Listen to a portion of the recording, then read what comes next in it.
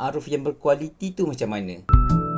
Ta'aruf berkualiti tu dia penuh dengan kejujuran dan juga penuh dengan adab dan juga maruah. Kadang kita ni sibuk sangat nak cari serasi ke tidak dengan calon ta'aruf kita tu, tapi lupa nak bina asas komunikasi yang baik dengan dia. Ta'aruf yang berkualiti ni bila mana kedua-dua belah pihak tu saling terbuka, jujur dan juga bagi kerjasama lah untuk bersoal jawab dalam sesi ta'aruf tu tadi. Bila soalan-soalan yang ditanya dapat dijawab dengan baik, soalan yang ditanya pun penuh hikmah dan juga nampak apa tujuan soalan tu ditanya, insya-Allah akan nampaklah niat yang sebenar dalam proses ta'aruf tu. Yang mana kita ni bukan ta'aruf untuk suka-suka, bukan sekadar nak dapatkan info, nak korek rahsia tentang dia saja-saja. Memang kita nak menilai dia untuk kehidupan kita pada masa akan datang. InsyaAllah, kalau nak ta'aruf kita berkualiti, betulkan niat kita dulu belajar untuk jujur dan juga belajar untuk berkomunikasi dengan baik.